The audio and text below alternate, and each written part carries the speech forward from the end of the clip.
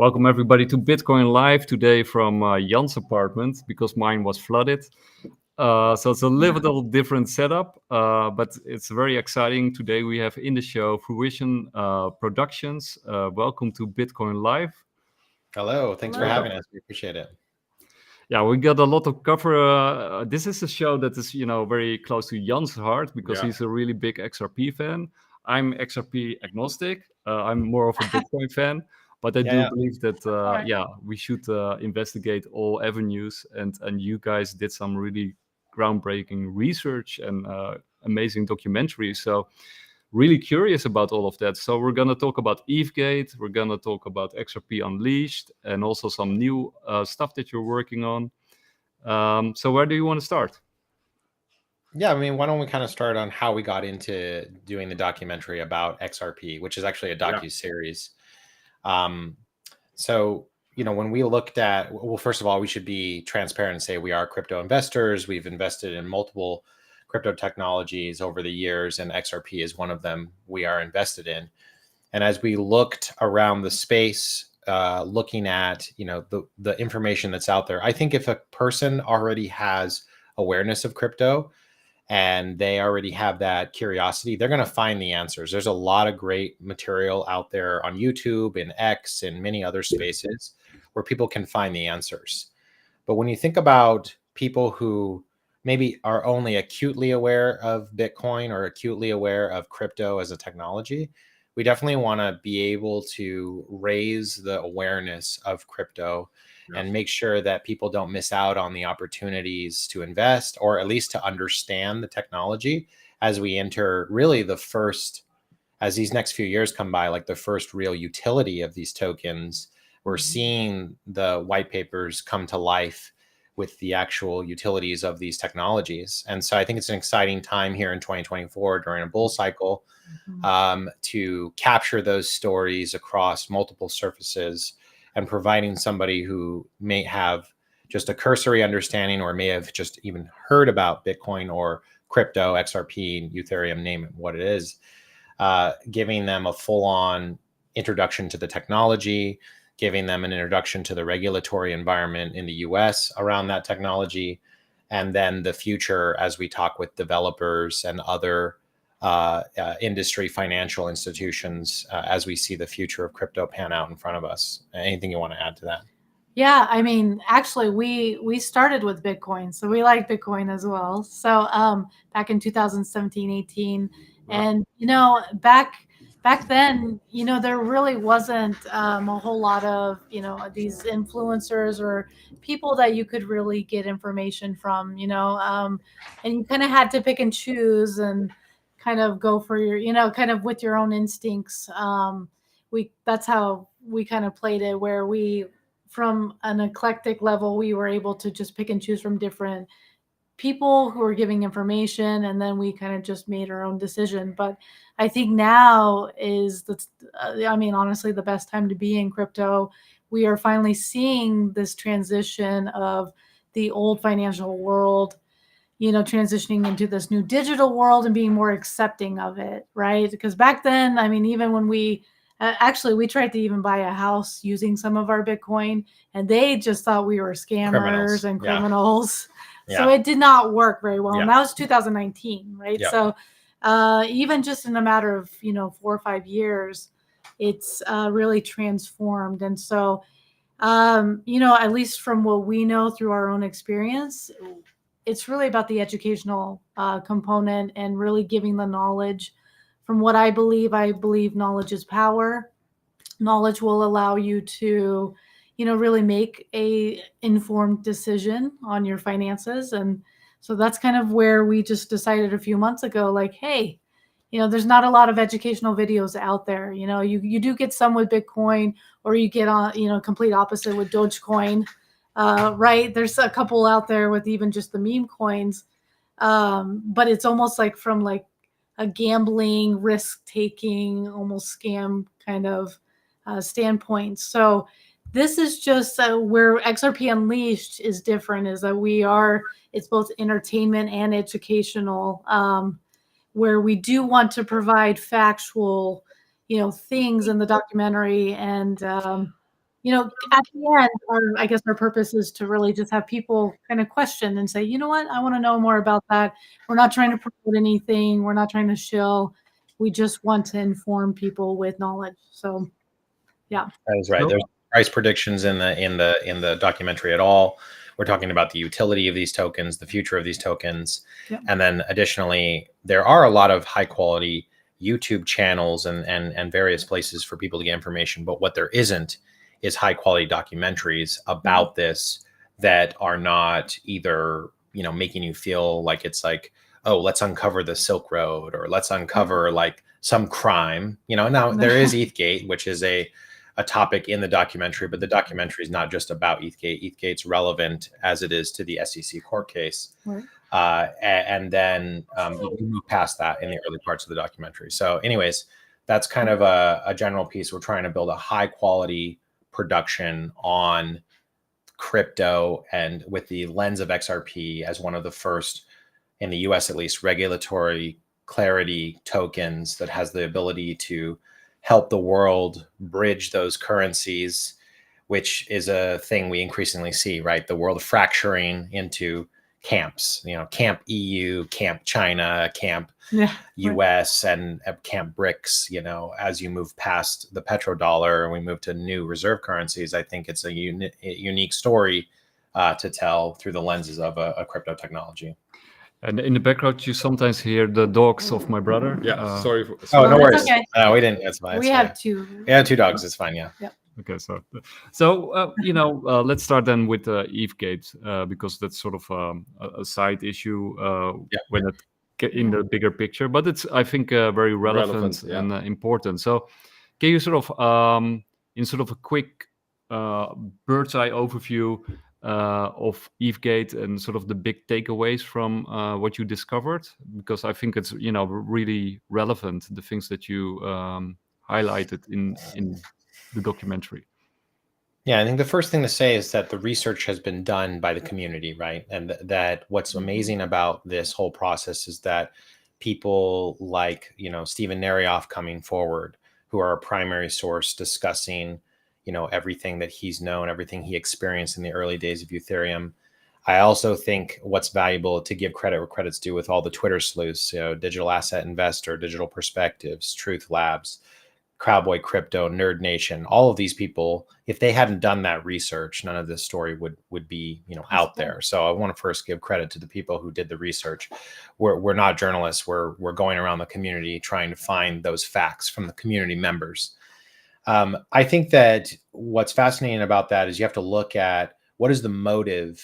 You know, I think one of the main things that ETH Gate answers is what is the motive by which these regulators had specifically targeted Ripple while giving Bill Hinman in his famous speech in 2018 gives Ethereum and Bitcoin a free pass by saying they're decentralized, whereas, you know, XRP isn't decentralized, or they don't call out XRP, but then of course in 2020 they come after them and say, oh, you guys are offering securities, and then that case has been going on and on and on, dragged all over the place. So I think when you start to look at the layers, there's a lot of interesting facts.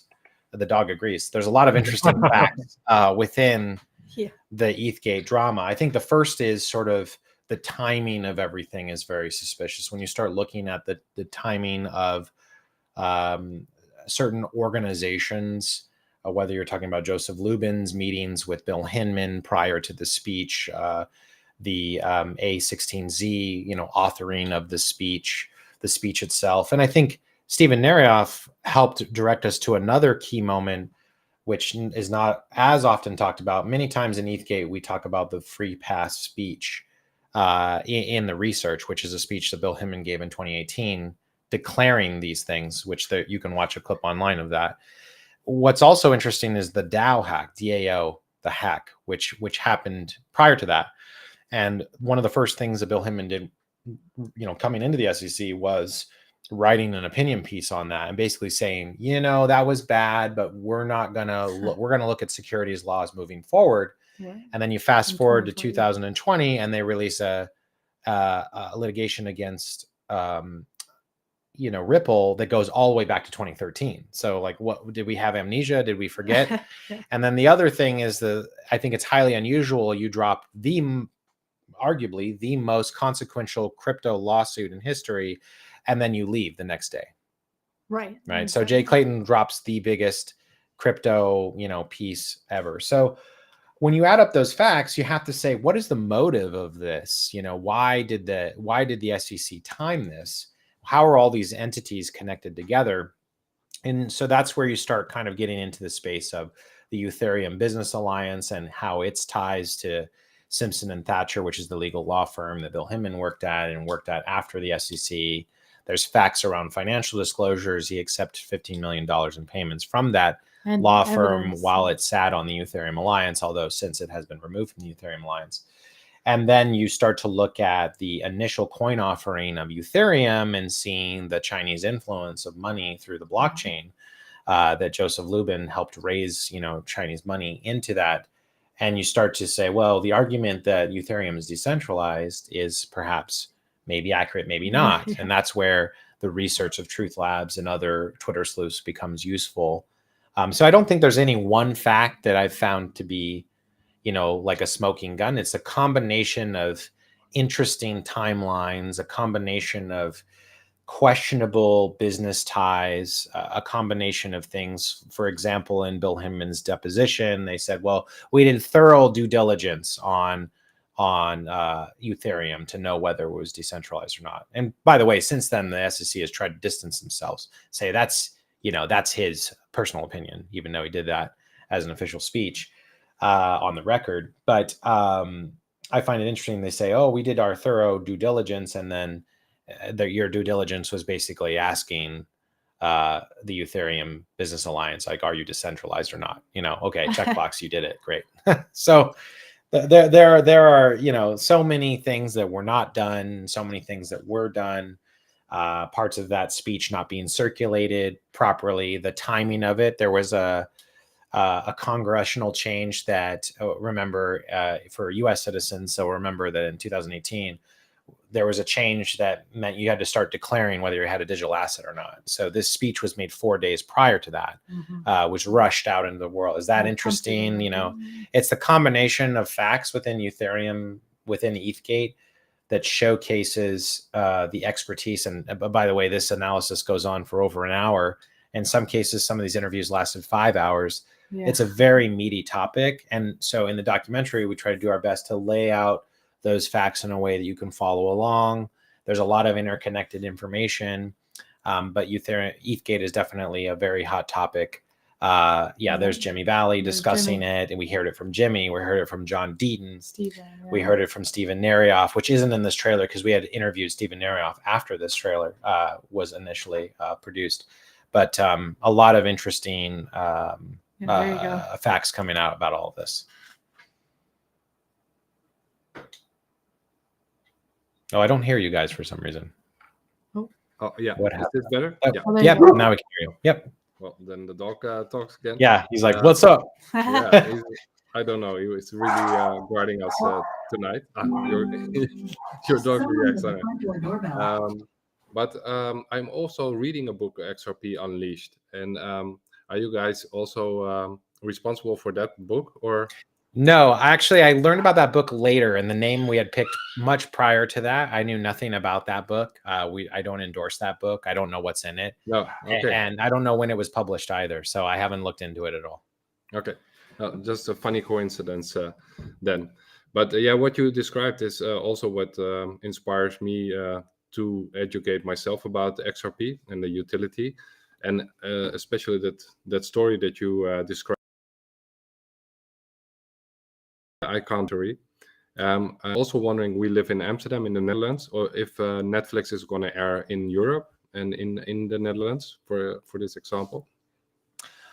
So for that's actually one thing we always want to clear up, is that at some point somebody had mentioned that we were a Netflix documentary. We actually don't have distribution done yet. So the way that streaming platforms operate is they need the product done to decide whether they're going to buy it or not, right? So obviously we're self-financed. We're in production right now. We are not done with the docuseries. We're still working on capturing footage although we've been very transparent, like, oh, we just interviewed these people and just interviewed these people. Yeah. We've, worked our way through the influencer sphere, then to some attorneys with John Deaton, Jimmy Valley, Stephen Narioff, then through some of the Twitter sleuths. Now we're working our way over to the developer community. So it's just sort of, that's how we've organized this schedule. But by April, May, we're working on, we're getting near having full episodes constructed. And we are then shopping those to various streaming platforms as a series, and we would place it on there. So now I can't speak to what a streaming platform would do in terms of distribution to the EU or to the Netherlands specifically.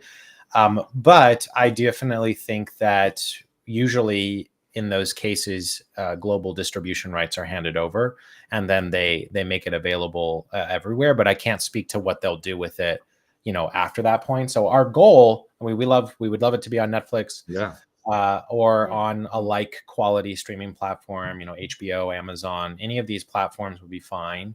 I just think that right now the most important thing we can do is finish it, because we're building it, right? We're making it, we're shooting it, we're editing it, and we want to make sure the quality is right. And sometimes it requires more interviews, and we look at it and we're like, we have it, but we don't have quite all of it. And transparently, we're still working on getting Ripple to be involved directly. We know we're not associated with them. For people who say, hey, you're paid by Ripple, like, I wish, like, we're not. I would welcome that. Like you can give Brad, give me money, it's fine. But we're not. That's a good thing, right? That's a good thing. It does mean we have no overlords. Like, we can basically cover anything we want. We are not limited by an editor telling us.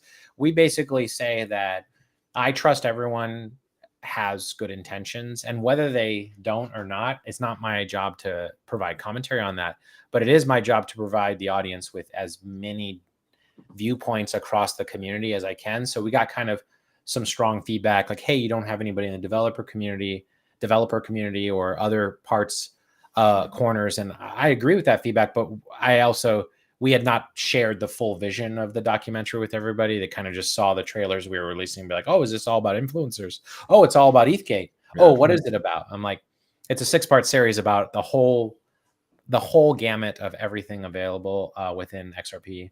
And our goal would be to get global distribution and make it available to folks in Europe, and, have Netflix or others translate it so that it could be widely accessible to a large audience across the world.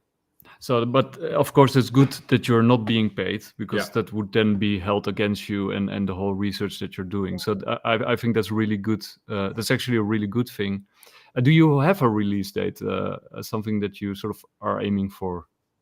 I mean, I think having this out in 2024 is absolutely critical. I feel that for those of us in the know, the halving is coming in May or April, and the SEC court case, we hope, will be finished. Remedies phase will be over, and then a Ripple IPO and a Ripple ETF can come after that, and that would be just absolutely bananas for the community and for the price of these assets as we enter this bull cycle. From a production perspective, I can tell you we will be done with this whole thing by June, basically. By end of April, we'll be done. Bearing that we don't, some amazing person comes out of the woodwork and is like, oh my gosh, I didn't know about you. I'd love to have you in the project. But outside of any outliers like that, we're on schedule to be done with this whole series by the end of April. May, our last filming date is XRP Las Vegas. That's where we're planning to do the final sort of bit of filming. And then we'll, from there, finish the editing throughout May and then be done with the series. A streaming platform will largely dictate their own release slate, right? So I can't give you like a street date. Like, when am I going to be able to watch this? Certainly once I know and they tell me, I'll be all like promoting it and saying, hey, like, X date is when it's going to come out. But all I can tell you is that we will be done with the project from our side by June, by end of May. But the world then, depending on what streamer we end up on, they'll slate it. And I'll just do my best to negotiate like this year. It's got to be this year. I don't know whether it's October. I don't know whether it's, whenever it is, but the sooner the better, because we're moving as fast as we can to get it done. And then you have been doing a lot of research. I mean, you've been working on it for a long time, talking to many different people. So what do you think is actually going on? I mean, why are they going after XRP and Ripple? Well, You know, there's varying opinions on that across, across the people we interviewed. I think there's, and I don't state this in the documentary, but I think there's one obvious reason, because it's the only entity to go after. That's one opinion, right? It's the only, like, there are developers out there, there are other big projects, but Ripple stands as like one of the biggest, with the largest international influence. They have legit, big name people. David Schwartz, very talented CTO, and many of these projects out there have talented coders. But then you combined that coding brilliance with business acumen and international banking ties, and the same thing with the petrodollar. Like, there's a lot of reasons. I think there's no one reason. Did you want to say something? Yeah, no, I was just saying, because I think Ripple is a disruptor, right? Yeah. Ripple, the company, but also the technology. XRP is a disruptor in the financial system, which is huge because money does run the world, let's be honest. But like, I look back at, right, any company, which actually, when I realized, they were getting sued by the SEC, it made me even more hopeful. Like, hey, okay, well, they're getting sued by the SEC. Let's look at all these other companies in the past that have been sued. Tesla, how many other companies have been sued by the SEC, and then, after which they thrive. But it seems like it's always the companies or the technology that's disrupting a system. And there are multiple opinions that we cover in the documentary. I think there's the opinion of, well, these regulators, these particular people, Jay Clayton, Bill Hinman, are completely corrupt. They're co-opted. They've been placed there to do this specifically for various reasons, for financial gains, for promoting one technology over the other, which, some people have called it the largest financial fraud in history, between the DAO hack and between what they did with, promoting Ethereum over others. And there are some people who have a more muted opinion that are, and so we try to show a range of thoughts around that, give the community a chance to speak about it. And something I think we should mention is that Maya and I, we're not in the documentary. We are promoting it. We show up and talk about the project, but it isn't necessarily our views and opinions. It's the views and opinions of the people we interview who are considered experts in their fields, and we continue to add more of them. And then we just try to construct that story in a way that's easy to follow. And there might be more than one thought or opinion about why they did that. But I definitely think it's always interesting to look at motives. Why do things happen? Well, what is the purpose of that? So in the structure of the documentary, we have actually 2 episodes that are a little bit different from each other that are dedicated to this topic. The first episode is the SEC versus Ripple. That is like taking just the court case element. So forget about motives, the court case. What were the legal maneuvers? What is this case about? Like, as almost like the mainstream would cover it. Like, this is, they said they did this. What did they do? And then there was this battle back and forth for several years.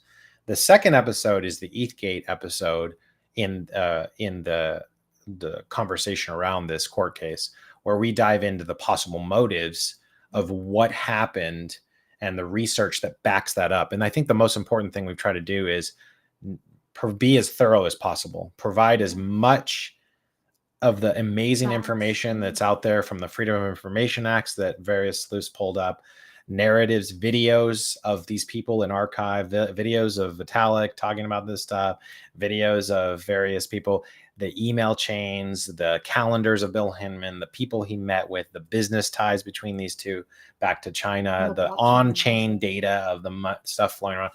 All incredible research done by the community. And we try to assemble that in a way to showcase, like, all right, you make your choice. I'm showing you all of this. You make your choice about what you think these guys were doing and what their motives were, with all of these facts behind it. And I think it'll be pretty obvious with a voiceover from John Deaton and others that have done incredible coverage of this topic. Yeah. And one of the benefits, of course, is also for targeting XRP is that they have a very clear address and location, in it's a building. For example, Binance. It's a building with big business. I mean, again, this is not me trying to discredit any other project within crypto, but like Bitcoin, who do you go after? Where's Satoshi? Where is he? Like there's no one to talk to, right? I think it's like you can't kill it. It's a decentralized coin. Ethereum arguably is a little bit more centralized. You have the Ethereum Business Alliance that's there, and you have some nonprofits related to that are out there that are, you know, advocating for the use of the technology. But Ripple's like building in San Francisco, building in Singapore, people working, Brad Garlinghouse being like, this is the future of, easy target. You know, here's our roadmap. Like it operates more like a big tech company. Yeah. And so with money, you know, they have, because of the way they sell XRP on the marketplace, they have a lot of money. So they are, you know, a much bigger, more well-equipped entity than some other projects out there. So yeah. Right for the picking. Exactly. I mean, the bigger target, right? And you always have to question, look, the US is struggling with a diminishing position in the global economies of the world. I think a lot of people are like, whoa, we shouldn't probably be trading in US dollars. You know, we should be getting our own dollars, our own local currency to be more valuable, right? We should be changing the way, you know, the way the BRICS nations are occurring. The fact that, like, during the early days of the Ukraine war, you know, what is the first thing the European Union and the US do? They cut off Russia from SWIFT. Yep. Yeah. And then Putin gives that interview with Tucker Carlson. I never thought about it, but he's like, you guys are speeding up the de-dollarization of the world. And I'm like, oh. And then he also mentioned in that interview, whether this has nothing to do with my opinions about Putin or Tucker Carlson, but there is a fact that BRIC nations represent a much larger chunk of the global economy now. So that's where I go back to this interesting world we're entering to, where there's all these camps of currency around the world that are forming, that now they no longer transact with dollars. So what does that lead us to? It leads us to a necessity to have transactions over some kind of intermediary layer. And Bitcoin, you know, is a great store of value, but it is a slow moving asset. You know, anybody who's in that can't argue it's a slower moving asset in terms of reconciliation. So if you're trying to solve, unless you have a layer 2 technology, if you're trying to solve the world's global currency camps moving money around, this becomes a very interesting technology for that reason. Absolutely. Yeah, we totally agree with everything you said right there. And there's like room for players like XRP, and I think they're very wealthy, so they're an obvious target. Do you think, maybe you have an opinion on that, do you think the court case has any grounds? Do you think they will win or lose? You know, how do you look at the court case itself? Well, I mean, last year, because of the work of the community, because of the amicus brief, the legal motion that John Deaton submitted with 75,000, you know, XRP holders in it, I think that influenced Judge Torres's decision, which was for at least the retail investors that XRP is not a security. Now, all really to a lot of people, they thought, oh, the court case was over. And if you look at the price of XRP, you might have thought that went to 91 cents in like 2 days. It was like, boing, oh, yay, you know, we're going to go hit all-time highs. But in reality, the case isn't over. They're in remediations right now. And so the ruling, I think, is done. There's, you know, I'm not an attorney. I'm not a legal expert. So this is why we interview attorneys and get this in here. But to my understanding of where we are, it's like the remediations phase has to go on. They have to decide what the damages are. They can refute back and forth. And then basically the Ripple pays a fine and they're closed out and they move on. And whatever that fine is, I'm sure Ripple can pay it and we move on. Even if it was in the hundreds of millions, I think they're just done, but they'll probably work it down. And then we move on, or they go into some kind of appeals process. But I feel like Judge Torres has, if you follow the case close enough, denied certain things that, like, for example, the SEC dropped the case against Brad and Chris directly. So that's dead. And then, you know, they've kind of denied certain appeals on things. So there's still, I think, a chance for them to appeal the entire case. And this is why we interview attorneys on this stuff, to give us like an insight of like, what does all this mean? Ultimately, we'd love Ripple to comment on it directly. You know, it'd be great to have Stu in a room, their lead lawyer attorney, and just be like, hey, tell us your thoughts about this. You don't have to necessarily discuss anything confidential, but just give us your narrative, Ripple, your narrative on when this is over. What are we going to see, or what's the next steps? Blink twice for a win. Yeah, blink twice for winning. Yeah. Tell us if you're in danger. I think that we're getting very close to the end of that. I mean, obviously, no one can really predict a real ending. I wouldn't do that. We're still in real but at some time. point, it does Yeah. have to resolve itself. It can't go on forever. And we're in the remedies phase now, and hopefully that's the end of it. And we just move on, and then, you know, Ripple can do. I think Ripple's doing whatever it needs to do, anyways. Yeah, it's like cool. it's still making business Partnerships. partnerships between global banking institutions. There's still a thriving developer community building technologies on XRPL. There's still, you know, the world is moving forward. So that case will get out of the way one way or another, and I think it'll open the door to ETS, big money, lots of really cool stuff going into the space. And if there's any positive indicators, look at what the ETFs are doing for Bitcoin right now. You know, it's real, and Ethereum, like we're starting to see, and we're just at the beginning of it. You know, I think it's going to be really fascinating. So you also think there will be an XRP ETF? At some Possibly. inevitably at some point, like Yeah. Brad's talked about it. I don't have any inside information, and that's not financial advice. I don't know anything about it, but it just seems like it would be natural because you've got Bitcoin ETF. Okay, so you've got the largest banking institution, the largest investment institutions in the world putting store of value in Bitcoin and Ethereum. And so then you have the only coin that actually is going to have regulatory clarity. It would make sense to me to see. Like the next. It would be logical. And Brad's step. mentioned it. And so you've got a whole building full of business development people and finance people probably knocking on doors trying to make that happen, I'm sure. Why wouldn't they want new capital into the asset, right? They want that. Yeah, no, absolutely. And it will also be interesting then, you know, after this documentary and sort of the research that you did, and also after this court case, what it might do to Ethereum. Yeah. And the Ethereum Enterprise Alliance, right? Because I think you probably dug up some really interesting stuff there. Yeah, it's possible. I mean, I'm not anti-Ethereum or anti-Bitcoin or anything, really, anti-anything. I think it's just more what are the motives by which, why did these regulators act in a way where they financially motivate? Usually it's a financial motivation of some kind, right? The concept of regulatory capture translates across borders because it's corrupt politicians being paid to do a mission. And what is policy? In any government, policy is the application of money. So it's you're saying, I am choosing to apply money to this contractor and not that one. Why? Because that contractor paid for my campaign. And that works in almost every Western democracy. I mean, some are better than others, but that's kind of the vibe. And so that is what you have to ask. And that's more, you know, for all those Ethereum people out there, I'm not attacking Ethereum as a technology. I don't think the documentary does that. It's just more, what was the motivation behind these things? I do feel like this is why it's important to tell the story, right? From the XRP community, but also Ripple side, you know, because we do hear so much about Bitcoin, Ethereum from their side. So I think that is why, you know, ultimately we ended up doing this project.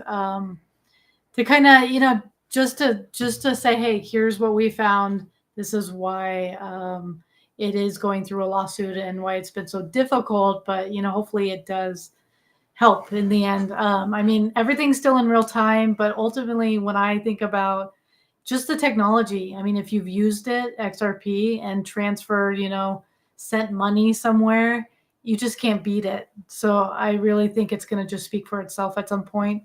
And people will come on board, you know, come around at some point. Yeah, I totally agree. I used it a lot of times to send crypto over from an exchange to a wallet or something else, or to a friend or family. You can't beat it. How fast, how efficient. Yeah, it always works really fast and it's simple. Oh, we started doing giveaways, and XRP, awesome. And Digibyte were like, you know, the two most popular. I love the Digibyte. They're super fast and efficient, and I think we want to get past the world of, like, you know, wire transfers being very slow, but also, like, to be fair, it would be nice if the exchanges didn't behave the way they do, because you know, I'll say it publicly, like I dislike the price, the way that exchanges price the crypto, right? Which is always plus or minus a couple percentage over whatever it is. So when I'm buying it, I get a higher price. When I'm selling it, I get a lower price. What's that? and you're going to charge me a fee. So you're scalping me double time. Yeah. Whereas if we get into the future where I don't have to go back to fiat as often, then it really does pan out, because I can send you something for next to nothing. If we stay within the blockchain, we stay within the asset, it works out well. Yeah. But if we are, kind of moving it in and out of fiat to pay our gas bill or whatever it is, it's a problem, because I'm getting, charged quite a bit in that transaction. So and it also takes the eye away from, the real point of the real promise, right? Because it's basically a battle around the coins and not about the price, right? Because people are sort of blinded by the price, and that's why they're flocking to exchanges. But you actually want the coins themselves, right? Because that's the future. Yeah, but also it's also very interesting, and that's why I really love that you're doing this documentary. The people outside of crypto, that's another story, different story, because they only ask you, when are you selling all your crypto? Exactly. Never. We're not planning on selling it. Never. Yeah, there are. I mean, that's for people just looking at it as that's why it would be a security, right? You're investing in it like you're investing in Nvidia stock. There's no utility to Nvidia stock. It's just going to go up in price. I'm going to sell it someday, or I'm buying a stock to get dividends. And so I think, to be fair, a lot of the motive behind crypto is money making, right? We see a world where, we see a world where, it's harder and harder to earn a living. I don't know what it's like in the Netherlands, but in the United States, the cost of housing is very high. The cost of groceries is very high. The cost of energy is very high. Yeah. And so every time you feel like you get a raise, everything just moves up out of reach and you can't grab it. And we're both under Western democracies, which have, fairly aggressive tax structures for normal people. I think you're probably taxed even higher than we are, but we're taxed quite high, unless you're a high earner. And of course, if you're a high earner, then you know how to play the game, but that's tangential. I think the reality is that in the future, when we start talking, so the back half of the documentary is where we get into this, we start getting into the utility of these tokens, so cross-border payments, great, fine, whatever. That helps banking institutions mostly lower their costs and changes the way that the banking system can function. But I think that as we go forward, there are many futuristic use cases where banks may not be part of the equation anymore. You might be able to hold some of that crypto in escrow to generate liquidity in order to back your own loan, be your own bank, which self-sovereignty, which is very interesting, a very interesting idea to eliminate interest rates. Now, banking is going to try to get in there, and you as an investor in it, if you're just talking about money making, you want banks and ETFs in there because you want big money, because new money is how the value is going to go up. It's because you've come in early, new money comes in, and now the value is drawing up. But to become truly long term, the utility is what's going to drive value past where we are today. And I think that when you start looking into self-sovereignty as an idea, it's quite interesting, along with other types of yields where you can put this in a liquidity fund, for example, and get yields out of it because BlackRock or another entity is using it and moving it around for utility functions. Right. I find a lot of that to be, as soon as you can get yields or passive income, forget about the asset increasing in value. But once the asset can produce yields or becomes a way to create self-sovereignty, and there are other use cases, but those are just ones I'm thinking of at the moment, that becomes very interesting for folks to actually get free of whatever the wage system is that they're stuck in, or try to outpace inflation at the very least, which is difficult to do. Yeah, and it's like what you said, it's all about the money, but it's sort of this whole revolution is about asking the question, what is money, right? So most people are not really asking the question, they're just thinking that they're making money or trying to make money to keep their heads above water, like you say. But what can you do with money? What can you do with this? Money is a tool for sure. I mean, there's a lot of education you can go find, but it's how can it operate? I think the way that a rich person, truly wealthy person, thinks about the usage of debt and money as a tool versus how most of the time an average person who's just working what we call 9 to 5, whatever you would call it in Europe, but working a wage job, is mostly borrowing from themselves in the future and then paying a high price for that. Whereas wealthy individuals are usually, generally, using debt as a tool to acquire assets than generating money, right? So we need to basically have that mental shift about how do we good debt and bad debt, bad debt being anything I'm borrowing from myself for myself future self is lending me money, versus good debt, current me is getting money to generate assets. And I think crypto serves an interesting role in that universe. It's like rich dad, poor dad. Precisely, rich dad, poor dad. That's a great entry Everyone point. should start that. That is a great entry point to reprogramming your mind about money. Which is I don't know about the Netherlands, but in the U.S., like we're not taught personal finance at all. No, Okay. Like you'd have to go into like a master's degree probably to find that. And maybe not even. Exactly. Because even traditional financial advisor, you go to a financial advisor, and they're like, up until maybe like last week, they're like, "Don't invest in crypto." Yeah. And then I remember like hearing on the street, like when I say the street, like Wall Street financial investors at Vanguard and BlackRock being like, that stuff is toxic. Don't touch it at all. And then like 2 years ago, being like, maybe 3%. And then literally the other day I saw some news article. It was like 25%. Yeah. 25% big. yeah. What? If they're saying that, this is that is the biggest bull run ever. 25% of all money. Like we're talking about $quadrillion coming. Like this is going to be insane. It's almost like Bitcoin is money. Yeah. Yes. Well, the nice thing about Bitcoin is that it's finite, that's the difference, right? The US, I don't know how your country how the EU really, I've never looked into it, like how they issue currency. Terrible. But we just make it up here. So, it's made out of thin air and I don't know why, we're also dependent on the United States. So we have an even worse system. Yeah, we have semi-independence. So if if the US prints money, we suffer.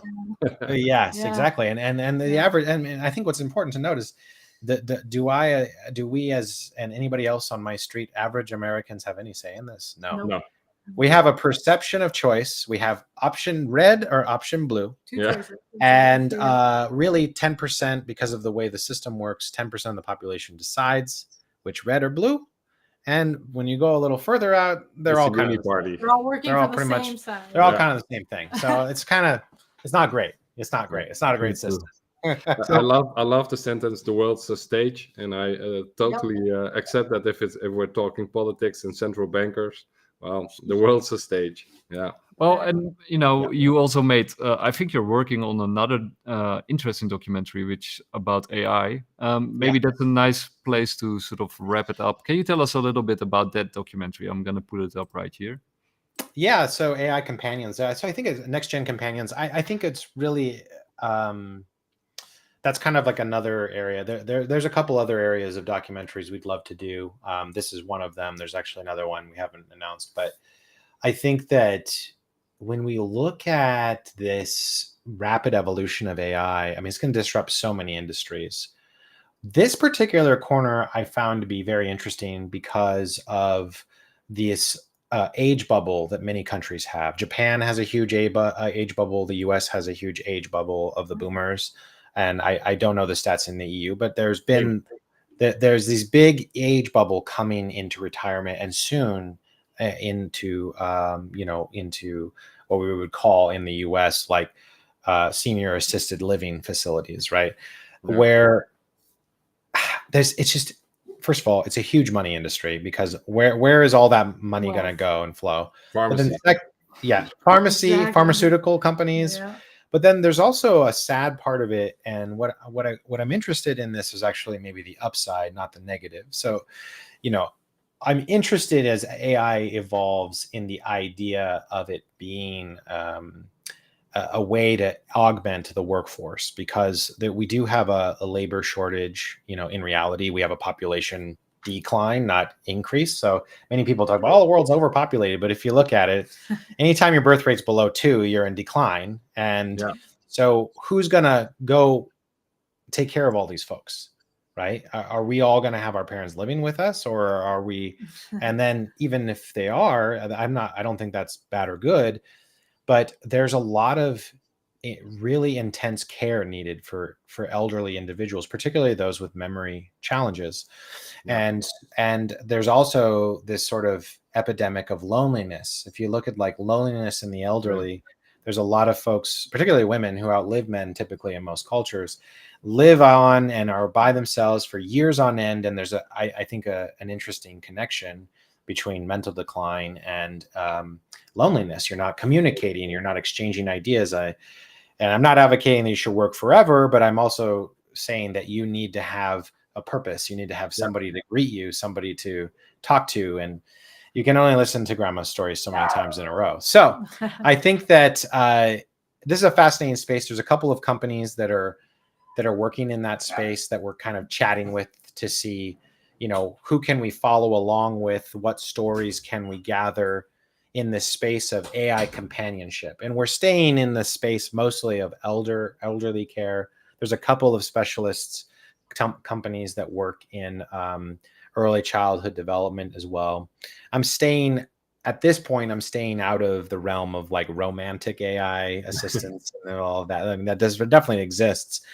But I just think these companies are also very careful of, their brands. They don't want to be associated with certain other brands. And I respect that. So I think the opportunity here is to look at what is the, I mean, we're kind of investigating different technologies, right? So there's this whole crypto world and what's going on in it. Well, then there's also, obviously, we all know there's this AI world coming, and what is happening in that AI world? How do we investigate that? That's another project that, is interesting. And pharmaceuticals, by the way, our unannounced project is part of that. We're looking into vaccines and Bioengineering, and we're looking into rising cases of various things like cancer around the world, and heart attack, especially particularly in young people. Well, when I say young, like 20s, 30s, who weren't typically predisposed to these things. That's another area of interest. I think is very relatable. A lot of us lost people in COVID, but a lot of us lost people after COVID, or saw people, getting sick because of various components related to that. And it could be, there's other things, there's microplastics, there's lots of possible scenarios. But I think that we want to keep investigating and keep looking at these different areas and shedding light on them. And believe me, if I told myself from 2 years ago about any of this, I might be like, you're freaking crazy. What's wrong with you? But I think as you go along, you kind of like start to find people on the same frequency. It's actually amazing. What I think this project, going back to XRP Unleashed, has done is that many of the people that we are talking to, I think it's safe to say that during the Trump election cycle, for those of you who weren't in the US, it's very obvious we were being separated as a people, right? It was, you were team blue, your team red, hate each other, do everything you can to hate each other. Yeah. But when you talk to most folks, the basic goal is, well, I want to be financially free. I want to have safety for my family and myself, and I want to be able to, pursue whatever pursuit that I want to try to do. Makes me happy. The basics are pretty agreeable. And what I find fascinating about this project is that as we've reached across, mainly on X and other places, I'm actually starting to see that divide melt a bit. And here I am, a West Coast California person talking to somebody from Georgia and from Texas and from these states that are supposed to be red states. We're supposed to be like not on the same page. In reality, I think we're rejecting the whole mirage of this whole government system. And I think it resonates globally because a lot of us are living under that same mirage, just in different versions of that, permeated. There are some democracies that are, of course, better than others, but I think that we're starting to have enough of it, and systems are kind of breaking down. And so I think over the next couple of years, what we hope to do is sort of systematically look at different corners of this. We're looking at the finance world right now, looking at the pharmaceutical world, and looking at the world of AI, and kind of just like looking through these different universes and finding, you know, what this, if anything is to take away from all of this conversation, is it is a rapidly changing world right now, true. right? Something is going on. Like the human race has awoken, or technology has hit. Maybe we're going to hit the singularity soon. I don't know, but things are really changing fast, and I think it's moving faster than we can even adapt to. Like we're just, whoa, it's happening. So it's just a full-time job staying on top of all this. And I think that we want to try to simplify and educate the masses on what this is. And again, the mission of the project is you walk out of it and think, I should know more about that. You know, even though I just told you a bunch, like I should know more about that. It doesn't necessarily mean I'm going to invest. You know, you're going to decide for yourself based on know what you hold, but you should know more about this. Go ahead. Or to call to action, you know, in a sense of, hey, you know, maybe I should do something to improve my life better, right? Knowledge is power. It really is. And so hopefully with this documentary and everything, and as a collective, as we're ascending to a different kind of conscience, and not allowing, you know, these governments and different systems that have been put into place for so long to kind of enslave us more, right? We're actually stepping up and saying, no, right? This is one way to say we're not going to do it anymore. Right. So, it's the great awakening, as they call it. You know, maybe that's what I think it is manifested, and it transcends culture, and, you know, it transcends borders and everything. I think a lot of us are just sort of, a lot of us collectively as human beings are like, we're tired. I don't like that system, you know, and doesn't feel fair, you know, anymore. And I think the world of our parents' generation, again, I can't speak to the experience of someone in the Netherlands, but I can speak to the experience here in the US, that our parents' generation were like, you know, stay in the same company and work 30 years, like don't make too much trouble, and maybe like get promoted a couple times, but don't do anything like outside of the box. And, you know, you'll get the house and eventually you'll pay it off someday so that you can die 2 days after retirement. Like that's kind of that's kind of the programming, right? It was so awesome to talk to you, and personally, I can't wait to watch the documentary. But also the last sentences that you both spoke about the state of the world, and that we are awakening, or whatever you call it. That's what Bitcoin Live stands for, and why we started in 2017 in this journey, on this journey together. So keep doing what you're doing. That's very exciting. I'm proud of what you guys are doing. Appreciate it.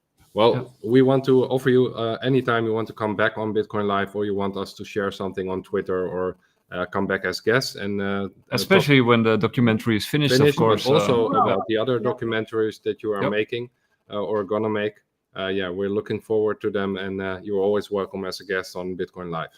Thank you. Okay, well, thanks so much. Yeah. And also, you know, I think it's really cool that people like yourself are, you know, really tackling these very sensitive and difficult issues, because, like you said, we're being divided, right? And also in crypto, you got these tribes, and you got the one group says you can't talk bad about us, or you can't talk bad about them. And I think you have to, you know, we have to, cooperate, but also, you know, look beyond our differences, and you know, call a spade a spade. If something is wrong, it's wrong, right? And you know, it's no use covering it up, and if it's good, it's good, right? That's also true, right? So we have to be able to look in the mirror and recognize when something is off.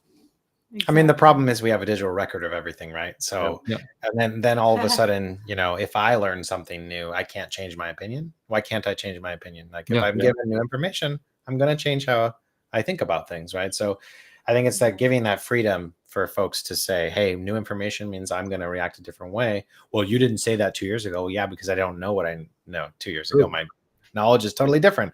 That's normal. Let's just, now I have a digital record of everything I've ever said. So you're going to hold me accountable for everything I've ever said. You know, that's evolving, right? Yeah. We need to evolve, right? So So anyways, very exciting to talk with you guys. And I think you're doing a great thing there. And when this goes live for everybody, we'll repost it out on our channels, and we'll come back. Love to talk more when we get further along. We got some really exciting guests. So I'll leave you with this for the XRP Unleashed project. We're moving into the developer side of things. I think the audience will be very excited about the developers we're bringing in, the real world, normal people use cases beyond international banking. That's a great technology. If Ripple's listening, we'd love to have you. But I think that there's also a lot of great things happening in the community. We're going to be showcasing those, showcasing some of the Twitter sleuths. And again, the project is beyond just ETH Gate, although we cover it extensively. It is a whole introduction to what is this crypto space, what is XRP, what are the technologies that are going to lead to the future, and then where are we going, you know, hypothetically after this, not in terms of price, but in terms of utility, tokenization of real world assets, and the eventual, you know, transformation of money to this digital universe. Like, what does all this mean? I think that's where we want to lead people, is sort of showing them the journey that we're about to go on, that most people, what's awesome about this is that it will transform the world, but also we'll wake up and it'll be the same day as well. So yeah, true. Yeah. And this is bigger than Ethereum or XRP. It's like, you know, it's about the world and transforming the world in, you know, different ways. So keep digging and keep, you know, doing what you're doing. Thank you. Yeah. Thanks so much for having us. Yeah, appreciate it. Yeah. It was a pleasure. It certainly was. Hey, okay. Thank you very much. Thank you. Alrighty. See you guys later. Take care. Bye. Bye-bye. Bye-bye.